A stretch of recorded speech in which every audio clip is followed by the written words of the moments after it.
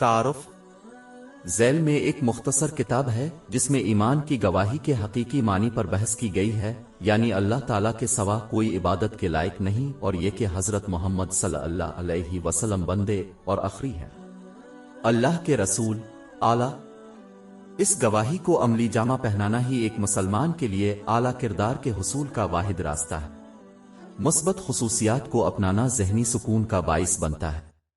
जन्नत की चाबी हुजूर नबी अकरम सल्लल्लाहु अलैहि वसल्लम की बहुत सी अहादीस हैं जो बनी नौ इंसान को नसीहत करती हैं कि जो शख्स गवाही दे के अल्लाह ताला के सिवा कोई इबादत के लायक नहीं और ये कि हुजूर नबी अकरम सल्लल्लाहु अलैहि वसल्लम हैं, अल्लाह ताला के बंदे और आखिरी रसूल हैं, जहन्नम की आग से बच जाएंगे। ऐसी ही एक मिसाल सही बुखारी नंबर 128 में मिलती है। इन अहादीस का मफहूम यह है कि जो शख्स इस गवाही पर ईमान लाते हुए मरेगा वो आ तो जन्नत में जाएगा और जहन्नम से बच जाएगा, आ वो अपने गुनाहों की हद तक जहन्नम में दाखिल होंगे और फिर आखिरकार जन्नत में दाखिल हो जाएंगे जहां वो हमेशा रहेंगे। सही बुखारी नंबर 7510 में मौजूद एक हदीस में उसकी तलकीन की गई है। गौरतलब बात यह है कि जो लोग जहन्नम में दाखिल हुए बगैर जन्नत में दाखिल होने की ख्वाहिश रखते हैं उन्हें न सिर्फ ज़बानी तौर पर इस्लाम पर ईमान का ऐलान करना चाहिए बल्कि इसकी शराइत और फराइज को भी पूरा करना चाहिए। ईमान की गवाही बिलाशुबा जन्नत की कुंजी है, लेकिन एक मखसूस दरवाजे को खोलने के लिए चाबी को दांतों की जरूरत होती है। जन्नत की कुंजी के दांत उसके फराइज और फराइज हैं। उनके बगैर मानी, दांतों के बगैर चाबी जन्नत का दरवाजा नहीं खोलेगी। ये बात बहुत सी अहादीस से साबित है जो जन्नत में दाखिल होने के लिए इस्लाम की शराइत और फराइज को पूरा करने की जरूरत पर दलालत करती है। मिसाल के तौर पर सही बुखारी नंबर 1397 में पाई जाने वाली एक हदीस इस बात की तरफ इशारा करती है कि गवाही की ताईद इस्लाम के सतूनों की शक्ल में होने वाले अमाल से होनी चाहिए, जैसे कि फर्ज नमाज का कयाम गवाही का पहला हिस्सा, यानी अल्लाह ताला के सिवा कोई इबादत के लायक नहीं। मतलब यह है कि अल्लाह ताला ही की इताअत करनी चाहिए और कभी नाफरमानी नहीं करनी चाहिए। जब कोई अल्लाह ताला को अपना माबूद तस्लीम करता है तो उसे किसी ऐसी चीज की इताअत नहीं करनी चाहिए जो उसकी नाफरमानी का बाइस बनती हो, क्योंकि अल्लाह ताला ही उनका मालिक है और वो सिर्फ इसके बंदे। लेकिन जिस लम्हे कोई ऐसी बात मानता है जो अल्लाह ताला की नाफरमानी का बाइस बनती है तो उन्होंने इसकी वहदानियत पर अपने एतिकाद को खराब कर दिया, जिसकी तरफ बाब 45 अल-जुस्सिये आयत 23 में इशारा किया गया है। भला तुमने उस शख्स को देखा जिसने अपनी ख्वाहिश को माबूद बना रखा है। कुरान करीम ने मुसलमानों को मुतनब्बे किया है कि जो कोई गुनाह करता है वो दर हकीकत शैतान की इबादत करता है, जैसा कि उन्होंने अल्लाह ताला की इताअत पर इसकी इताअत की। बाब 36 यासीन आयत 60। ऐ आदम की औलाद, हमने तुमसे कह नहीं दिया था कि शैतान को न पूजना, वो तुम्हारा खुला दुश्मन है। वो मुसलमान जो अपनी ख्वाहिशात, दूसरों की ख्वाहिशात और शैतान के अहकाम को ठुकरा कर सिर्फ अल्लाह ताला की इताअत करते हैं, उन्होंने वाकई अल्लाह ताला को अपना माबूद बना लिया है। इन मुसलमानों को अल्लाह ताला ने दोनों जहानों में तहफ़्फ़ुज़ अता किया है। इन मुसलमानों ने अमली तौर पर इस्लाम की गवाही को अमली जामा पहनाया है, क्योंकि उन्होंने रसूल अल्लाह सल्लल्लाहु अलैहि वसल्लम की रवायात के मुताबिक मुखलिसाना अमल के साथ अपने ज़बानी और बातिनी दावे की तायीद की। जब कोई अपनी रवायात के मुताबिक अमल करता है तो उसने गवाही के दूसरे पहलू को पूरा किया है, यानी हजरत मोहम्मद सल्लल्लाहु अलैहि वसल्लम अल्लाह ताला के बंदे और आखिरी रसूल हैं। ये वो मुसलमान हैं जिनका जिक्र सही बुखारी नंबर 128 में मौजूद हदीस में है। इसमें यह नसीहत की गई है कि अल्लाह ताला उनको जहन्नम की आग से बचाएगा। जो शख्स ज़बान से इस्लाम का ऐलान करता है और बातिनी तौर पर उसे कबूल करता है वो बिलाशुबा मुसलमान है, लेकिन अल्लाह ताला की वहदानियत पर उनका सच्चा ईमान उनके गुनाहों के हिसाब से कम हो जाता है। गवाही पर सही मानों में अमल करने का एक पहलू अल्लाह ताला से मुखलिसाना मोहब्बत है। दर हकीकत हुजूर नबी अकरम सल्लल्लाहु अलैहि वसल्लम ने सुनन अबू दाऊद नंबर 4681 में मौजूद एक हदीस में इसकी तरफ इशारा फरमाया है।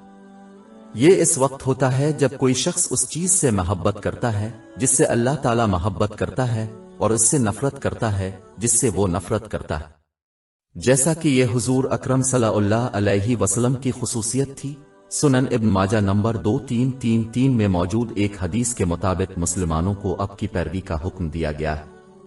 बाब 3 अली इमरान آیت 31۔ اے پیغمبر لوگوں سے کہہ دو کہ اگر تم خدا کو دوست رکھتے ہو تو میری پیروی کرو، خدا بھی تمہیں دوست رکھے گا اور تمہارے گناہ معاف کر دے گا، اور خدا بخشنے والا مہربان ہے۔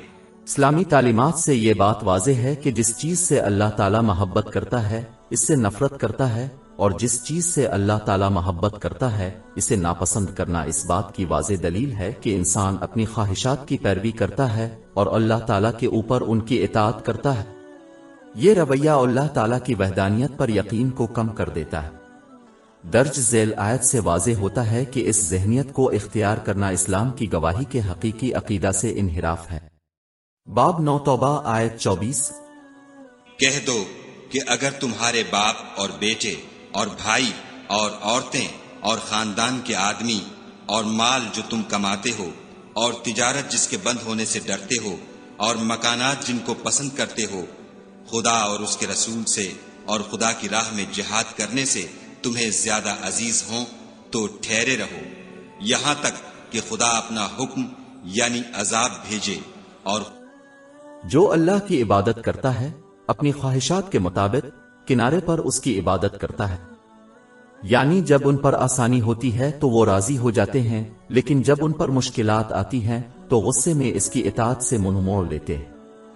باب 22 الحج آیت 11۔ اور لوگوں میں بعض ایسا بھی ہے جو کنارے پر کھڑا ہو کر خدا کی عبادت کرتا ہے، اگر اس کو کوئی دنیاوی فائدہ پہنچے تو اس کے سبب مطمئن ہو جائے، اور اگر کوئی آفت پڑے تو منہ کے بل لوٹ جائے یعنی پھر کافر ہو جائے۔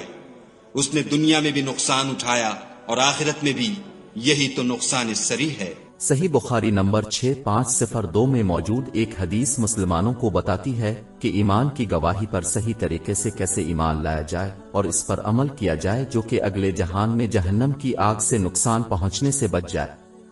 یہ سب سے پہلے فرض کے فرائض کو ان کی تمام شرائط اور آداب کو پورا کرتے ہوئے صحیح طریقے سے ادا کرنا ہے، پھر اس میں رضاکارانہ طور پر اعمال صالحہ کا اضافہ کرنا چاہیے، جن میں سے سب سے افضل حضرت محمد صلی اللہ علیہ وسلم کی ثابت شدہ روایات ہیں۔ یہ اللہ تعالیٰ کی محبت کی طرف لے جاتا ہے اور اللہ تعالیٰ کو ان کے جسم کے ہر عضو کو طاقت بخشتا ہے تاکہ وہ صرف اس کی اطاعت کرے۔ یہ سچی اور مخلصانہ اطاعت ایمان کی شہادت کی تکمیل ہے۔ یہ وہ دل ہے جس میں صرف اللہ تعالیٰ کی محبت ہے اور دنیاوی خواہشات اور مادی دنیا کی محبت سے پاک ہے۔ باب 26 شعراء آیات 88-89۔ جس دن نہ مال ہی کچھ فائدہ دے سکے گا اور نہ بیٹے، ہاں جو شخص خدا کے پاس پاک دل لے کر آیا وہ بچ جائے گا۔ غور طلب ہے کہ اس کا مطلب یہ نہیں ہے کہ مسلمان گناہوں سے پاک ہو جاتا ہے، بلکہ اس کا مطلب یہ ہے کہ وہ ان سے سچے دل سے توبہ کرتے ہیں جب بھی وہ کم ہی کرتے ہیں۔ نتیجہ اخذ کرنے کے لیے مسلمانوں کے لیے ضروری ہے کہ وہ اسلام کی شہادت کو نہ صرف داخلی اور زبانی طور پر بیان کریں بلکہ اپنے عمل میں بھی اس کا اظہار کریں، کیونکہ یہی دنیا میں حقیقی کامیابی اور آخرت میں عذاب سے مکمل طور پر بچنے کا واحد راستہ ہے۔ ہماری ویب سائٹ www.sheikhpod.com پر 400 سے زیادہ مفت e books, audio books, infographics, podcast اور بلاگ دستیاب ہے۔